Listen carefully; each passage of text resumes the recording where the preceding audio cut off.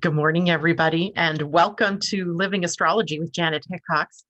Grab your cup of coffee or your tea, sit back, and let's chat about what is happening in the stars above for this week.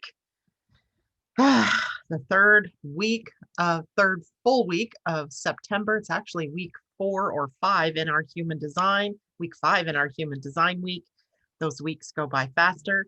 And it is also the first day of the Pleiadian-Earth energy week. So we have a beginning of a 13-day cycle. As well, we have the beginning of the human design week. We have the beginning of a new sign that the moon will be in. That'll happen a little bit later on this afternoon. And let's see, anything else new? Well, I guess that's probably enough, right? It's the beginning of a week, which means we have the entire week to look at. And this week is not going to be one that I think we will look back at and go, OMG, what happened? Because this is the week where we end up with the gates of love being the two of the gates that the energies are sitting at. So there are 4 gates of love, right? The love of the self, the love of humanity, the love of spirit, and the love of being in the body, so the physical. Today, we begin a week with the love of the physical and the love of spirit or universal love, and that makes this week a pretty darn good week. So what we'll do this morning is we'll take a look at where the moon is now and where it's heading for later in the day. We'll take a look at the major aspects of the day, and then we'll also take a look at the week ahead, the Pleiadian Earth energy, and the human design energy. So let's get to it, shall we? We got lots to talk about. First, let me just open by saying our hearts go out to the Ginsburg family, Ruth Bader Ginsburg, such an icon of our age, and to lose her is just heart-wrenching, right? She was such a great role model, and she really did her job well. And I think she can go to the other side knowing she did exactly what she came here to do. After all, isn't that what we all want, is we pass on out of this world to think that we did exactly what we came here to do. So blessings to her and her family. And let's hope that peace prevails in the process of electing or selecting, excuse me, another person to the Supreme Court here in the USA. I hope everybody had a great weekend. To me, it just went so fast. It was not a bad weekend. It was good. Got lots of things done. I felt sort of empowered to do several different things this weekend, which makes me happy. The one thing I didn't get to do was to do what I really wanted to do, which was to change my house over into fall decor. I just never got the chance. I started to do it and then something else would come up and I'd be like, oh yeah, I have that to do. And so I just never got to that. Maybe today, which is a good thing, because as we look ahead at the week, we see that today we only have minor aspects happening, but tomorrow is the first day of autumn or the first day of spring, depending on what hemisphere you're living in. And that means for us in the Northern Hemisphere, our days are getting shorter. I'm sure you've noticed that it's getting darker early.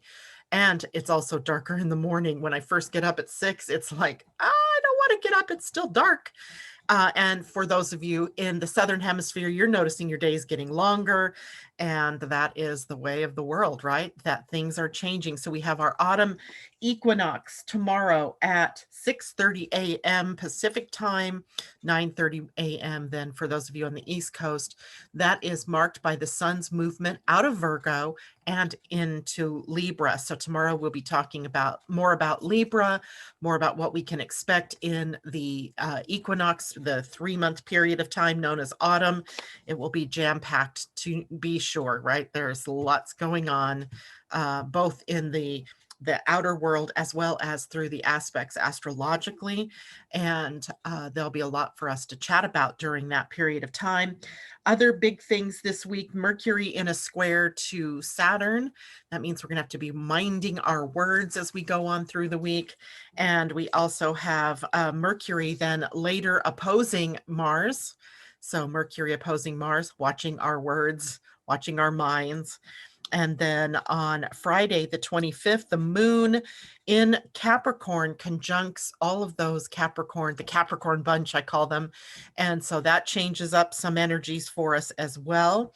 And on Sunday, we have Mercury moving into Scorpio. That will change up the energy of our mind. So while Mercury is in the later degrees of Libra, then we are having these squares that happen from Libra to Capricorn, and an opposition from Libra over to the planets in Aries. And this week is when we see quite a few of those happening. So watching your words, watching your mind. Yesterday, we had the planet Mercury in a square to the planet Pluto. So we had some deep thinking perhaps that we were engaged in. Hopefully it didn't equate to power struggles in your life.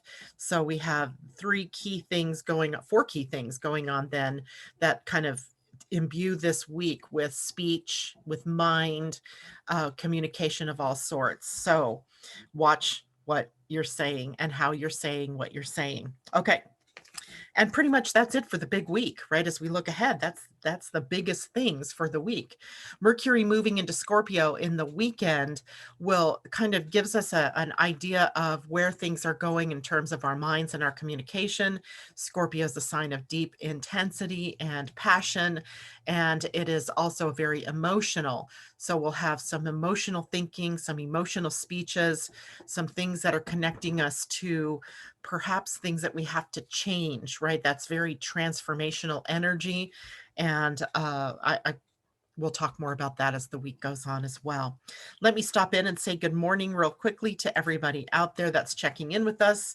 Hello, Asa and Mimi. Good morning, Debbie Tibbetts-Tumiel, my football partner yesterday as we watched the Seahawks and the Patriots play. It was fun. And it would have been more fun if we were sitting side by side, huh, Debbie? But, you know, we do what we can. Good morning, Tati. Good morning, Jennifer Peachy. Good morning, Ingrid and Camilla and Sylvester. It's great to see you. He says, sending love and positive vibes. Love that. And Augustina, good morning. And Debbie Tibbetts-Tumiel, yes, an amazing woman. Yes, she was. And she will be long remembered and very much missed. Amy Energy, good morning to you. So it's good to see everybody popping in and saying hello. Let's go and talk about what is going on with the moon today. Right now, the moon is in the sign of Scorpio, where it will be until later on this afternoon. That means we're changing signs. That means we're also going into the void. The void is a fairly short one, maybe about an hour and so many minutes long. I'm not even going to try to add those up. But the moon will go into the void at 11:13 a.m. my time. So 2:13 p.m. for those of you on the East Coast. 12:31, it will emerge out of the void and into the sign of Sagittarius. That is lightening up our energy a bit, but turning it in a different direction, one that's more exploring, more adventurous, more on the hunt for the capital T truths. And that doesn't happen again until 3:31 p.m. for those of you on the East Coast. So for a good chunk of the day, the moon is sort of wandering around between that Scorpio and Sagittarius energy. But before he moves into the void, or she moves into the void, she being the moon, we are having 3 sextile energies between the moon and Pluto, the moon and Saturn, and the moon and the sun. So we have good energy. A sextile is a 60-degree relationship between the planets that indicates that their gifts and their talents and their natural affinities go well together, that they mesh, if you will. So we have earth and water working well together as we move through the day, up until at least the void. The first sextile is to Pluto, and there's an ease and flow here with power and with transformation energy, where we're willing to create win-win situations rather than the typical power struggles of anything that the moon has to do with Pluto. So this one indicates that we're going to try to get along together, that we're willing to give and to take, right? And to just be able to yield a little and get more ground, yield some more, and be able to create that win-win space for everybody. A little bit after that, the moon will come into a sextile with Saturn. And even this one, this connotes stability and sort of a strong foundation kind of energy. It's not very emotional though, right? This is the ability to step back from the emotions a bit. It's not that you're not feeling emotions, but we're less likely to gush or less likely to be triggered angrily. That doesn't mean that some people out there won't be triggered, but for the most part, we are able to support one another emotionally and not necessarily have emotional gushing, if you will. The sextile to the sun by the moon a little bit later on this afternoon is the last, or this morning for me, is the last aspect that the moon will make before she moves into the void. So we're left with the sextile. And here is about where we are getting along, right? This is the energy of getting along, where we're able to see each other's points of view, perhaps. We're able to have our emotions on board with our ego, where the ego isn't fighting the emotions, nor are the emotions fighting the ego. So it feels like a little bit of equanimity, a feel-good sort of aspect. Yay, we deserve that, because a lot of times the moon goes into the void, especially it seems like lately, and we're left with a Saturn or a Mars or a Pluto, which then, for hours, however long that void is, we're left with that feeling of transformation or anger or upset. But today we should be left with this feeling of we can all get along. We got this, right? We got each other's backs. We have support for one another, love for one another. And that's absolutely appropriate, I think, to the fact that we've moved into a new human design week, all about love, right? So it's about love. Let's take a quick look then at what we can expect as the moon transits into Sagittarius a little bit later today. Sagittarius, of course, a fire sign ruled by the planet Jupiter. So there's often a connection between luck and Sagittarius, right? So being in the right place at the right time with the right people for the right opportunity comes up often with the moon in Sagittarius. It is the adventurous philosopher. I'm going to start naming the different moons. I like that idea. So the adventurous, the adventuring philosopher kind of gives us this idea that we're on a quest for something. What's the quest? The quest in Sagittarius energy is for truth, the capital T kind, not the little truths, the illusionary ones, but the big T, capital T, truths, right? And that encompasses our philosophy. It encompasses our religious beliefs. It is where we are really looking and searching in our own lives, embarking on our own hero's quest, if you will, for those truths, right? The truth of who I am, the truth of what I'm here to do, who am I here to be, what's my life purpose, all of that type of thing is this quest for truth. Sagittarius also has quite a connection to the natural world. So being out in nature and connecting with those natural cycles of time, to the very natural world, the way living naturally, living in balance, living in that sort of timing of everything happens in the right and perfect timing according to the natural cycles of time. This is very intuitive as well. I think even for Sagittarius, often they become more intuitive, more in tune when they're out in nature. It's almost that feeling of being out with their toes in the sand or their feet in the grass, or even if they're in water, somehow grounds them and enables them to be able to move forward to find their truth. So for all of us, finding that peace of mind, that knowing of who we are and where we belong and what we're doing comes when we are connected to the natural world for these next few days. Adventure, of course, a big word that goes along with Sagittarius. The adventure is often spontaneous. This is a sign that can decide to go on the backpacking trip for the weekend, and they just go out exploring. This is also a connection to foreign travel. And right now, a lot of that is curbed because of COVID, but it doesn't mean that we can't explore via our computers, laptops, phones, right? Maybe looking at a different language. It's really great in the mornings when I turn my computer on. Bing sets my desktop with these beautiful pictures. This morning it was someplace in Bulgaria. And so I live often via these beautiful scenes that come up from all different places around the world. And that's part of that Sagittarius experience as well, enlarging your viewpoint by seeing what more there is in the world than what you have just in front of you. Sagittarius also has a connection to the law, right? This is the law in terms of attorneys, lawsuits, the ethics and morals, the morality that goes into the judicious use of the law, the equal use of justice under the law, the court proceedings that take place, as well as the conscience of the law. Now, there's a lot going on in the world right now around law and order, right? We hear that a lot. What is the law? What are the laws applied equally? These are big concepts that are occurring in our world at the moment that really have their roots back in the fact that Jupiter is in Capricorn, and that the Capricorn bunch, if you will, has really had us focusing on several things, but one of them being laws, as this time period is sort of equivalent to the time period way back in time, like, in the what was it, 1600 BCE, where the laws of Hammurabi were first set up, which were the laws that sort of tried to establish an equal um, application of the laws to all levels of society, right? Where it wasn't so much like it had been there at that time as well, where if you were noble or if you were wealthy, that the laws applied to you in one way. And if you were not, the laws applied to you in a different way.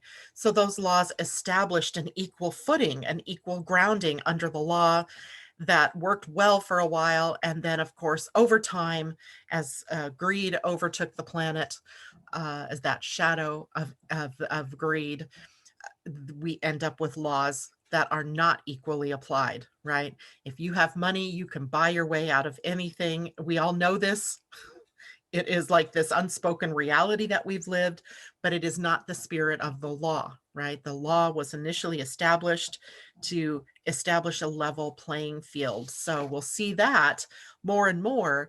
Are the laws applied equally? And is it equal application to all races, to all people, no matter what their financial situation is, etc.? So that's very Sagittarian energy as well. Now, Jupiter and its placement as the ruler of Sagittarius brings optimism into the picture as well. Faith, good luck, being a generous spirit, all comes through the sign of Sagittarius. Higher education, our connection to mentors or teachers, college and university level education, our seeking and finding answers to life's bigger questions, all come in with Sagittarius energy, the moon kind of focusing our emotions, our life cycle in that direction. Now, of course, we always have things that we need to watch for because there's a spectrum of energies, right? The continuum that begins in the high positive, goes into the neutral, and then comes down into the more negative expressions. And Sagittarius as a sign can be rather careless at times. They remind me of manifesting generators who are going so fast and who are juggling so many different things that it's always possible that something's going to slip through the cracks, right? Or they're going to miss the one step that would have made everything spectacular. And instead, it's on rocky ground. So we have to watch in our own lives where we might be careless. Self-righteousness, another one of the more negative expressions of Sagittarius, as when they find what they believe is their capital T truth, they become rather strong in their belief that they're absolutely right and that everybody else is absolutely wrong. That becomes with, say, religious fervor, with any belief system, actually, any belief system where you think you are absolutely right, that everyone else is wrong and deluded. That's where you know that you've become deluded, and that those should be the warning bells where you need to look at, whoa, whoa, whoa, whoa, where am I not seeing the whole picture, the whole truth, right? I've only picked a piece of the truth and I've made it mine. So looking for the bigger truths helps you stay out of self-righteousness. Sagittarius is the one sign too that takes and makes a lot of assumptions. And you know about assumptions, right? It makes an ass out of you and me. Never assume. And of course, there's always the blunt talk that comes with Sagittarian energy. Honesty, yes. Bluntness, not necessarily something that people will accept from you. And remembering our wisdom from human design that says we don't speak unless we have the invitation to do so. Even if you have a defined throat and you're defined to speak, it's much better. You're more recognized, heard, your ideas more valued when you wait for the invitation to speak. So blunt talk would not be favorable, but honesty would be. But even honesty has to be expressed in the moment that you are invited to do so, right? So no calling out people for what they're dressed as or with their words or what they're doing unless you've been invited to share that information from them.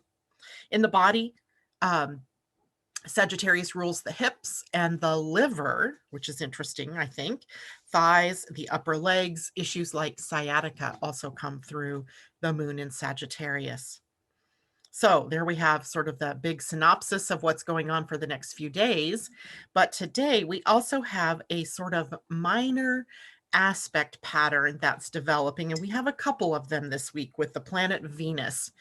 Venus rules finances, our relationships, love, our values, right? So Venus is a planet that's very important in how we see ourselves in the world, right? How we put ourselves out there to the world. So twice this week, once with Jupiter and later with Neptune, she's going to be in what we call a quincunx, and that is a 150-degree relationship, which sort of connotes a bit of scritchiness, right? That irritation, tension that's below the surface that we don't often know exactly, well, that's what's bugging me. Because it really requires us to keep adjusting and modifying and sacrificing something. And so we have this need to sort of keep moving forward, but it might be a dance of stepping forward, then stepping back, stepping forward twice, stepping back once, sort of the 2 steps forward, 1 step back, always adjusting and modifying our approach, what we're doing, who we're doing that with, where are we going, all of those kinds of things. Now, Venus is in a quincunx with Jupiter. So we have the 2 benefic planets that we think of, right? The ones that connote good things for us, growth and expansion through Jupiter, and love and good relationships through Venus.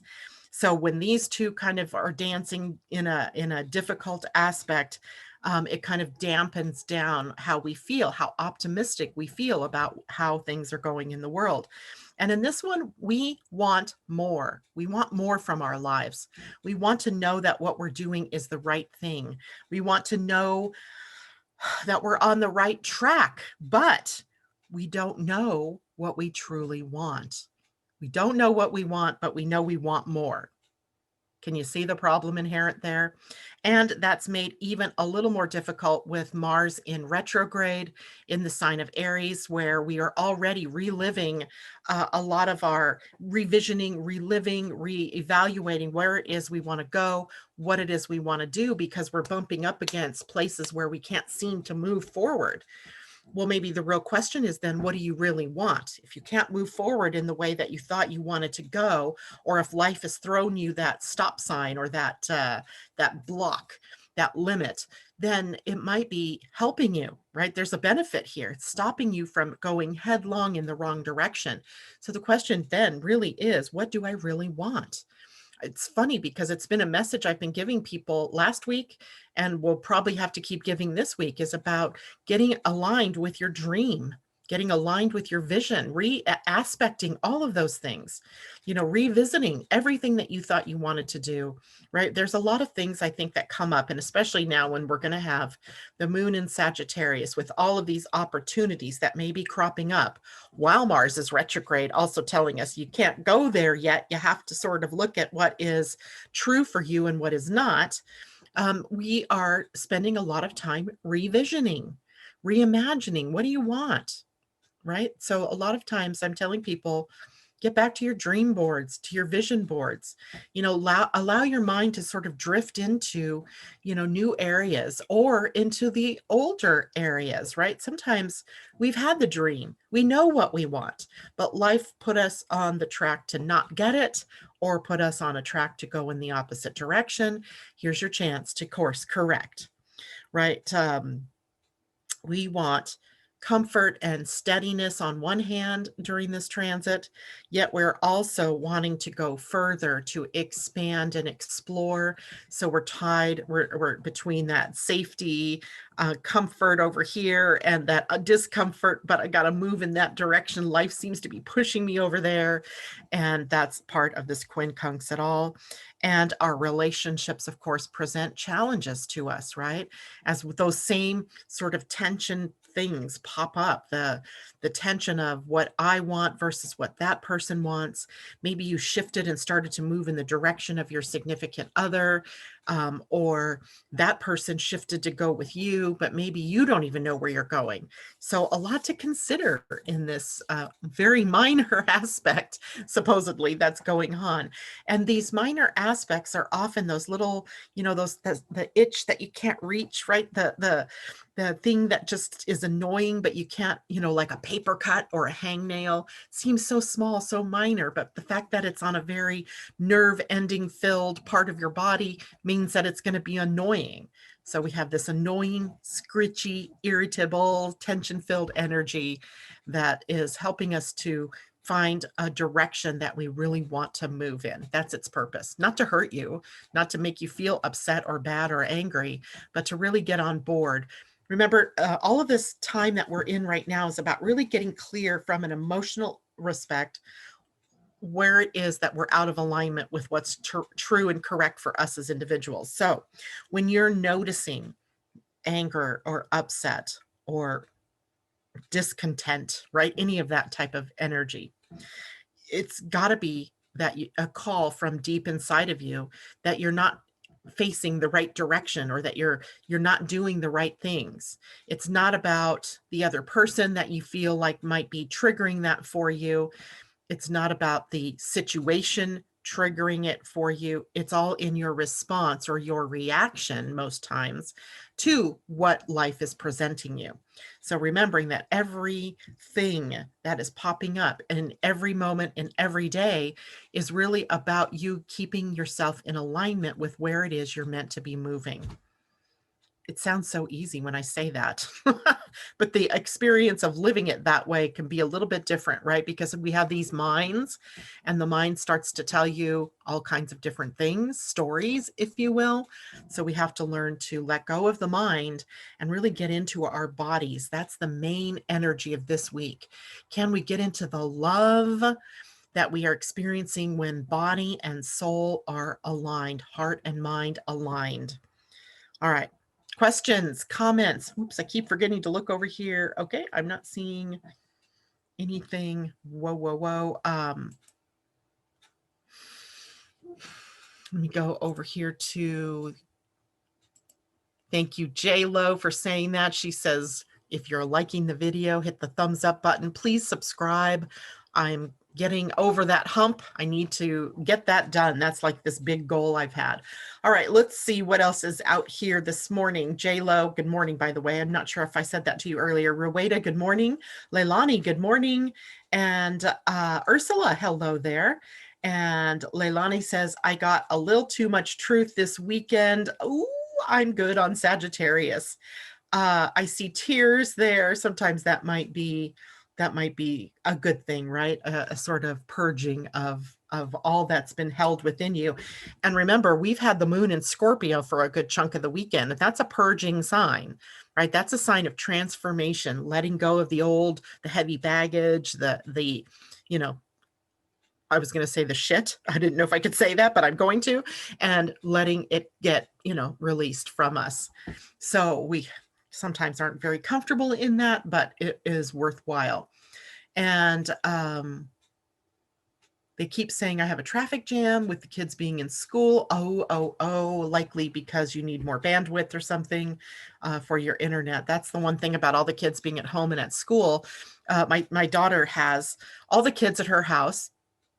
They're all on the internet, you know, high school, middle school. No, we don't have any middle schoolers anymore. They're all high school or elementary, and they're on Zoom, right? And they're taking up bandwidth. On top of that, my daughter works from home. So she's also taking up bandwidth, and Zoom is getting a little bit scritchy there because of that. So we need more bandwidth. Kimberly Eberhardt, good morning to you. Pauline, good morning. Lost track of time. Well, we're glad you found us. And welcome to Pauline, Leilani says. And she says as well, ugh, I've been trying to upload some tarot readings, but for some reason I am so stuck. Just sit back and relax, right? Here's an example of where we're trying to push something out. I know you want to get your tarot readings out, but maybe there's some reason why right now it's not possible, right? Take a look back at the readings. Is there something off? Is there something wrong? Is it not in the right format? Just take the moment to see where it is the universe is pushing you in the moment, right? Maybe it's pushing you to relax. You've been working too hard. Always be asking, you know, if you keep bumping up against something, even if it is like a technology glitch, what is opening up for me right now? All right. So, Sylvester, thank you very much for sharing me every time you are on. I love that. Thank you very much. And I'm just terrified of hitting record. Ooh, Leilani. That's funny. I hit record all the time and then I worry. Yeah, I gotcha. All right, so let's take a look now at the, should we go to human design? Let's do the Pleiadian-Earth energy because today is our one day. Yesterday we were at 13, so we should have all had some time for contemplation and moving into the void and taking stock of how it is that we had done over the previous 13 days. And what it is that we learned from all of that, what is left to learn from all of that, what was our experience like in that self-regulating energy where we had to become responsible for our own actions, our own words, and our own deeds. So how was that, right? That's what the 13 brings us to now. It is new beginnings. This is initiating energy here we have today.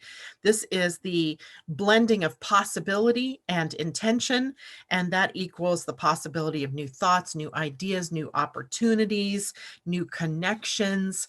We have all things new today with the one energy. All is possible. Everything is possible. It all depends on where you are with your mind and what you will allow from the mind to be expressed in this particular day.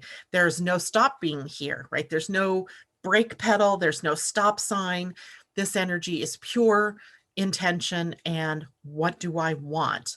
Well, helping us with that one energy is the earth energy of the day, which is illuminating energy. In the Mayan calendar, this was Shuen, and Shuen was the monkey. Monkey energy is kind of humorous. It is about not taking life so seriously. It may be, you know, a little more lackadaisical energy, but it always sits back and looks into the illusion of what it is that we think we're doing, who we think we are, what we think is going on the planet. So we are, during this time period, during this whole 13-day period of time, this evolution on the spiral of consciousness, we're able to cut away the false. And guess what? Recognize the truth, capital T truth. Sounds a little bit like Sagittarian energy, doesn't it? So this is our 13-day period over the umbrella or the overtone, as Pia told us last week, to be authentic in all that we endeavor to do, in everything that we say, in everything that we present to the world that is from us. We find our own authenticity. And the problem is, what does that mean? Right? We might be struggling with what does it mean to be authentic, to be in the truth? What does it mean to cut away illusion, right? So we're struggling to find our truth, to emerge out of that fog bank, if you will, out of the collective shadow, the collective fear energies, so that we can emerge into real truth, right? What's really true. So this will be a 13-day period of allowing the light to pierce through the darkness, to pierce through the illusion, right? To see with bigger eyes, to see with smarter eyes, let's say, wiser eyes, right? We're seeing through wisdom. We're seeing through truth. We're looking for that bigger T, truth. All right. There was something else I was going to say about that.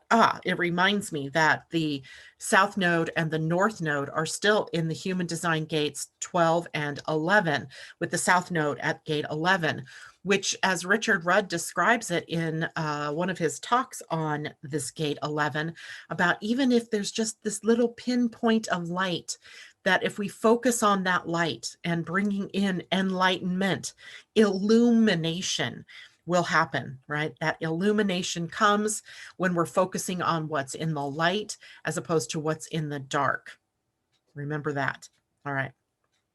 Questions about the Pleiadian-Earth energy? Any questions about what we talked about last week with them as well? Because I think that's always kind of fun. Now you've had several days since we had that chat with Pia and Colin to see if there's any other issues that came up around that for you. J-Lo,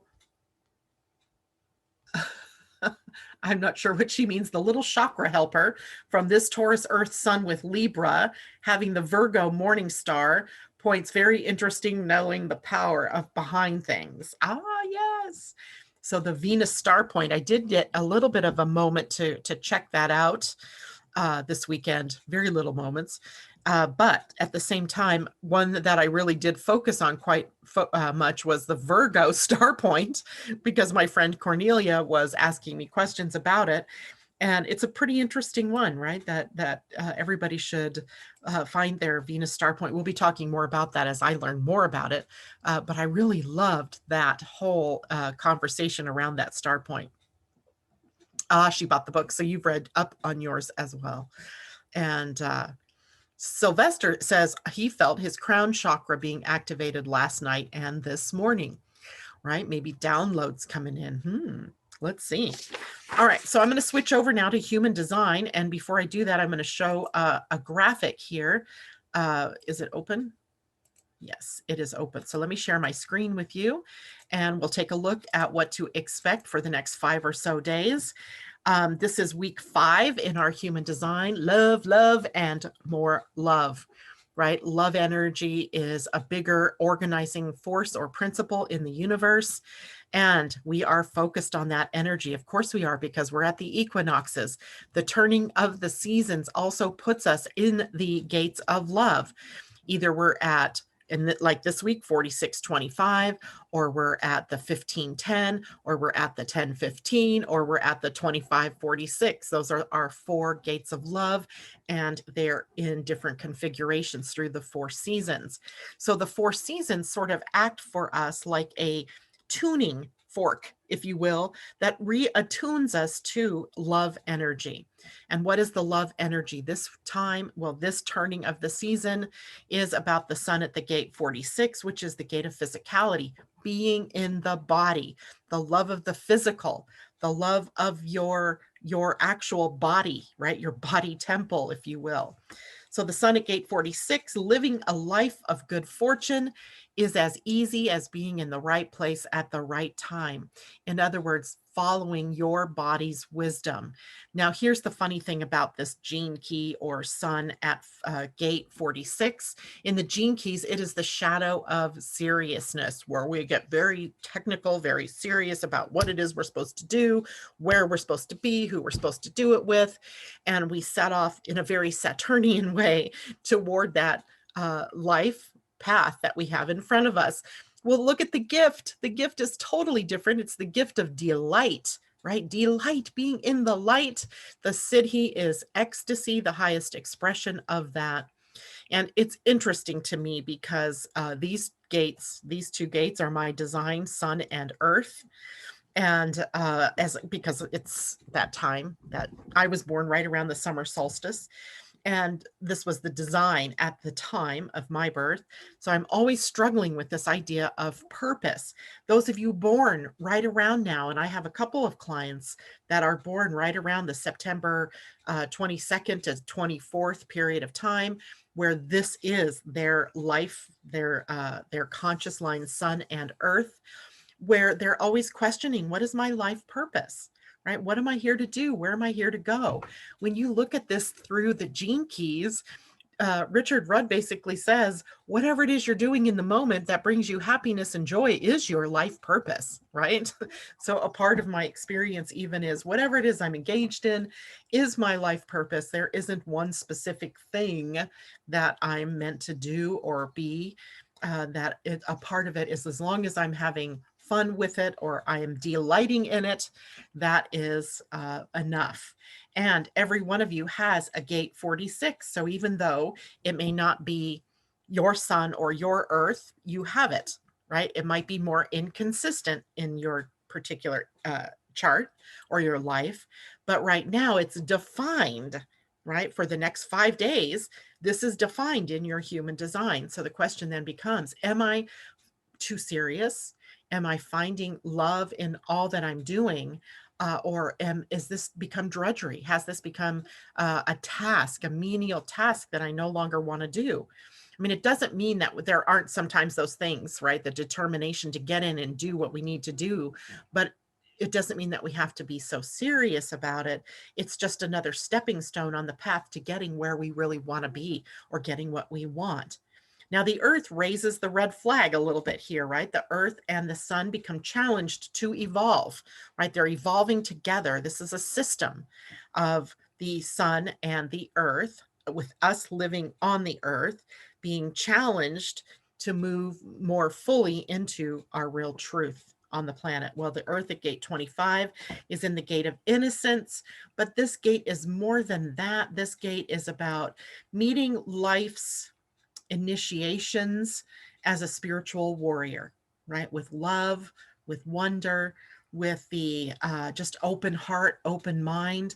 The opposite gate of the 25 is 51, the gate of shock. And sometimes it is through something shocking that happens in our lives that we're able to attain this idea of acceptance and universal love.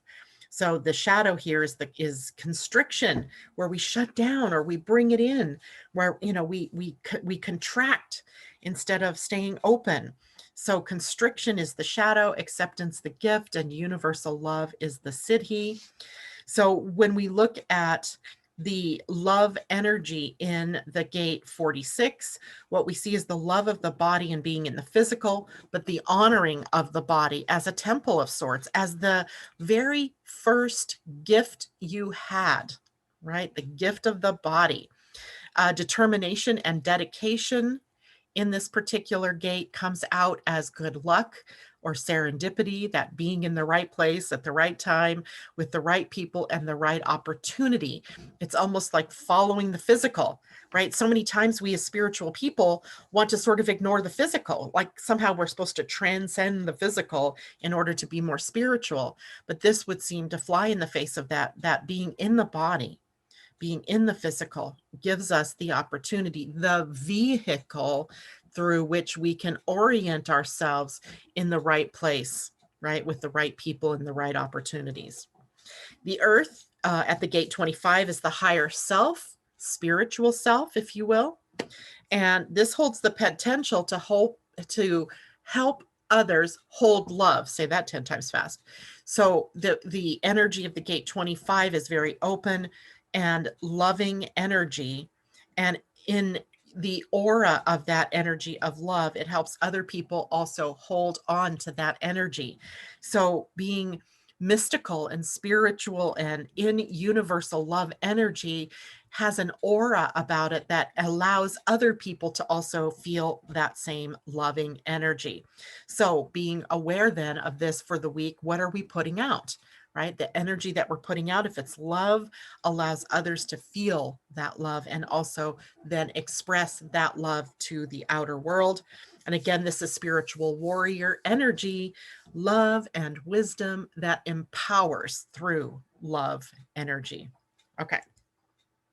Now I'm going to stop sharing and show another graphic of the actual body graph. I remembered to do that this morning so that everybody can see what that body graph looks like as a transit. So when we look at this, we see 6 of the 9 centers defined, which means there might be a lot of places lit up in your own personal charts. So take your own chart now and compare it to this one, right? So if you have, like I do, the open 6124 in your natal or your natal human design, suddenly the ajna and the head are turned on by the 6124. This is a long-term changing of the mind, in that the gate 61 is where Pluto and Saturn are sitting, which brings us out of psychosis, that shadow of psychosis, and into the light of wonder and awe and the magic of the universe. And the gate 24, which is typically a gate of abstract thinking that kind of brings things into reality, kind of, what do we call that? Realization energy. And it is Uranus that sits there. So for the time being, then we're being disrupted in our old psychotic patterns. It's almost like we can sit back and we can see now how psychotic everything that's been going on the planet is, right? And the fear and how that's been feeding into it. And the hope then is, the possibility is that we can all go through a mind change, right? Elevating our consciousness here in the gates that we see in the head and the ajna. And again, here's our gate 11, right? The gate 11, the south node, reminding us that we once held the wisdom of our body, right? That we, and that there's more to life than what we've assumed or what we've thought. The sun and the earth, then the sun is at the gate 46, which sits on the identity center. So the white diamond or yellow diamond that you have in the center of your body graph, if yours is open, you are someone who has no easily identified identity, right? You kind of try on everybody else's identities. You know people deeply because you have this openness that sort of, if you look at what you're feeling, at what you're sensing, that's because you're likely fitting in with somebody else's identity. Then we have the earth. So we have the sun here at 46 and the earth at 25. And those two together are 2 of the 4 gates of love. The other 2 are the 10 and the 15, which, by the way, was where our north and south node were just the last quarter, right? Last quarter, we focused on that energy. This quarter, we're focusing on the 12 and the 22, sorry, the 12 and the 11, that are bringing us new ways of being open, of speaking to one another, sharing sort of cosmic truths that are coming in from outside of us, but is it really coming up from inside of us when we are attuned to bringing in that information? And let's see, so the emotional center and the throat are connected via Neptune at 22 and the north node at gate 12. We've talked a bit about that over the last few weeks. What's new this week for us right at this moment is that the 32 and the 54 are connected, which makes the root center and the spleen also defined for us. We have Mercury sitting at the gate 32, which is the gate of success. It is also a fear gate. Remember, Mercury's moving through all of these gates of the spleen before next week's sun moves into and begins the transit through the spleen center. So we have this sort of elongated period of time of dealing with the shadows on the planet.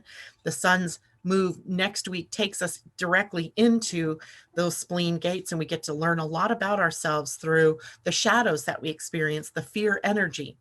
But all of this begins with Jupiter now sitting at gate 54, which is the gate of enlightenment, if you will.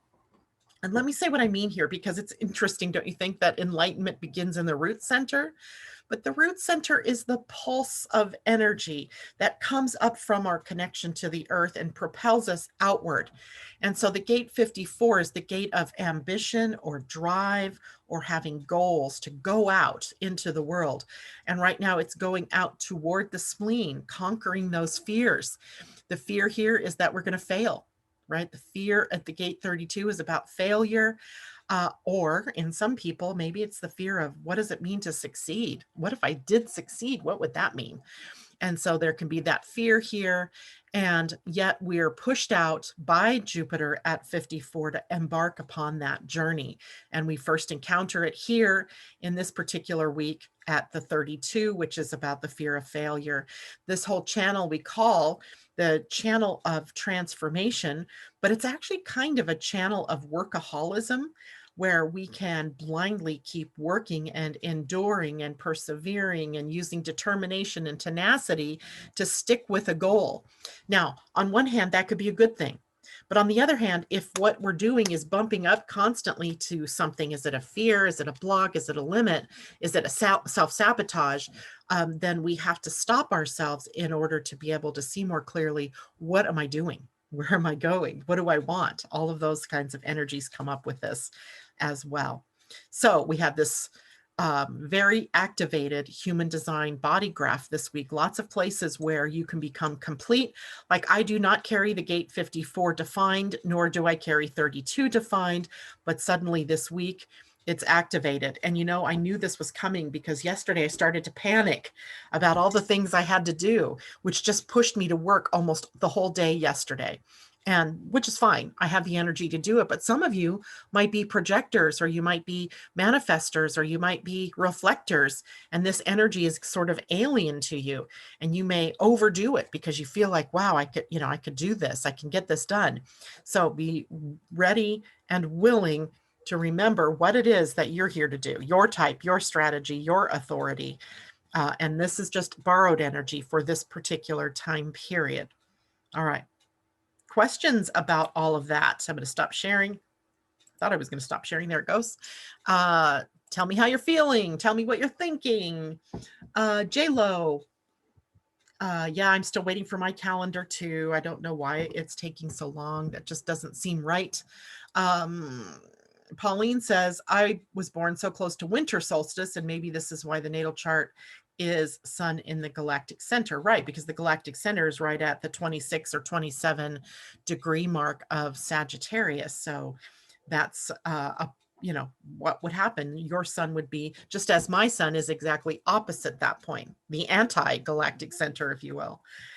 So, all right. I see Sylvester and Leilani chit-chatting. That's great.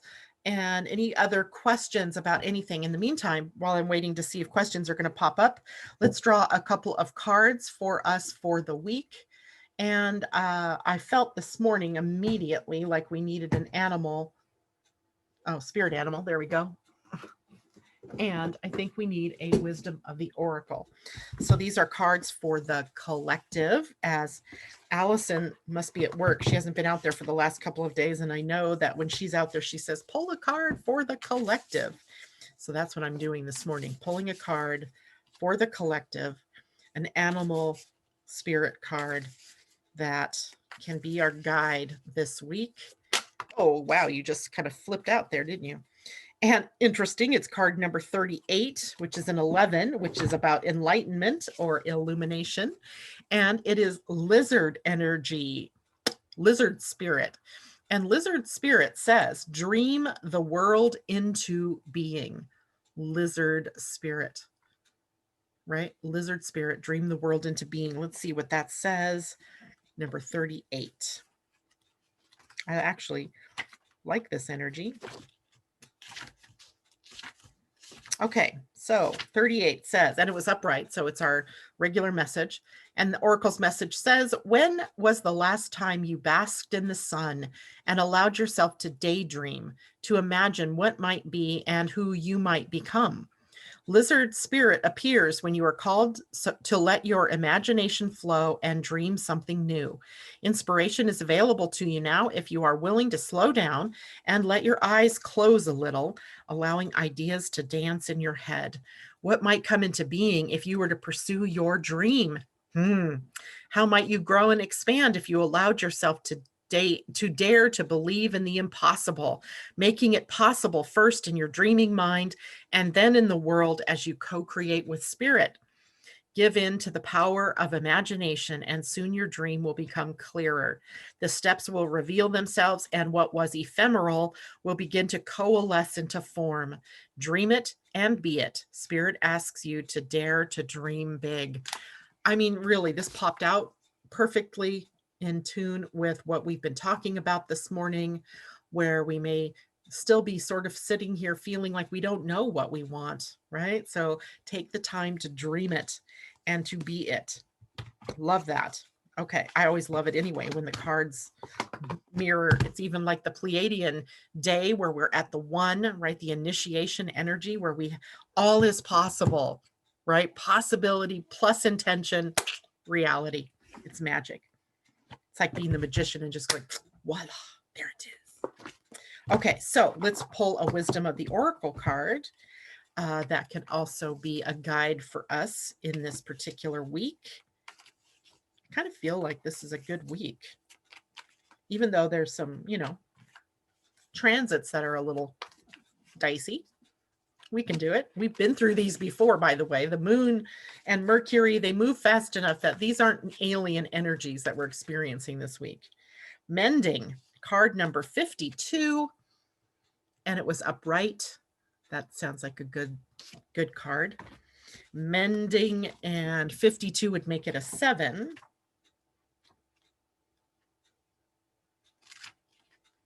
And 52. All right.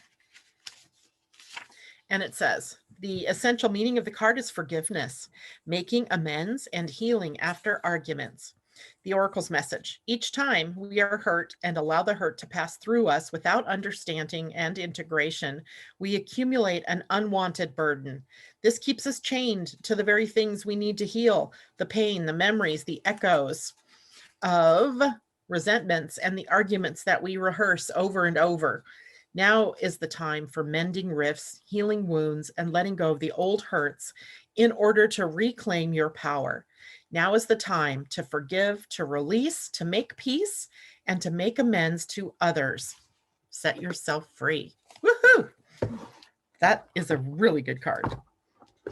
All right. I think and believe that is it for me. This is going to be an interesting week. Tomorrow we actually have a guest coming on, Amy Colvin, my neighbor down the road who does Qigong. She's going to be coming on to help us stay in our bodies, right? To help us align our bodies with peace and to maybe help us with this Mars retrograde energy to get through some of that energy and be in the body, right? The physical body. I love that. Let's see, Wednesday, I will be on Angel Heart Radio with Annette McCoy.